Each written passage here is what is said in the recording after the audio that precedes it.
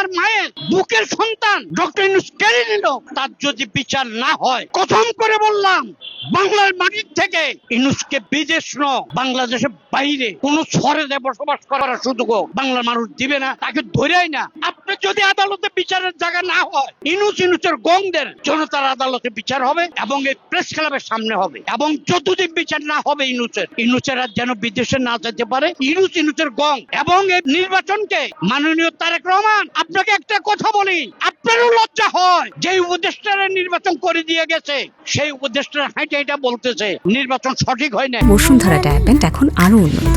এই hot air throw top sheet দ্রুত শোষণ করে সোনামণিকে দেয় কোমল অনুভূতি। নির্বাচন 2 নম্বরই হয়েছে, 2 নম্বরই নির্বাচনে আপনার প্রধানমন্ত্রী, আপনি একটু খারাপ লাগে না?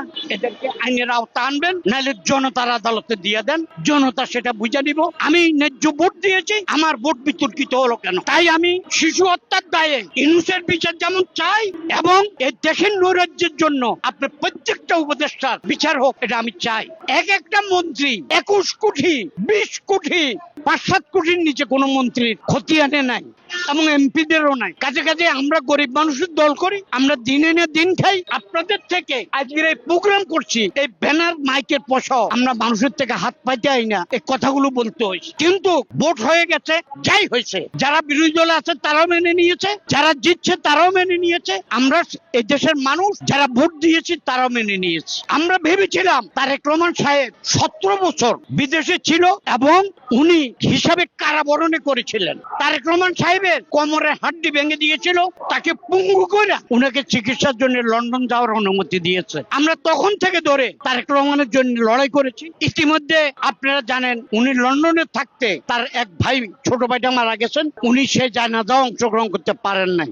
ভাগ্যের নির্মম পরিহার, আমাদের আন্দোলনের মুখে 5 তারিখে যদি হাসিনা পলাইয়া না যেত, তার মায়ের লাশও দেখতেন না উনি। কিন্তু যদি উনি বেমালুম বলে যান শুধু এনসিপি আর জামাত বিএনপি আন্দোলন করে নাই, আপনারা দেখেছেন প্রগতিশীল আন্দোলনে যে নক্ষত্রগুলো রাজপথে আপনারা বারবার সাক্ষাৎকার নিছেন, সেখানে আসম রবের মতন লোক ছিল, সেখানে মান্নার মতন লোক ছিল, সেখানে সাইফুল হকের মতন লোক ছিল, সেখানে সিপিবি বাসদ ছিল, সেখানে আমরা বামেরাও ছিলাম। কিন্তু আপনি জাতীয় সরকার করবেন থাক, আপনার চতুর্দিকে 200 লোক এখন নেতৃত্ব দিচ্ছে, আপনার বুদ্ধি দিচ্ছে।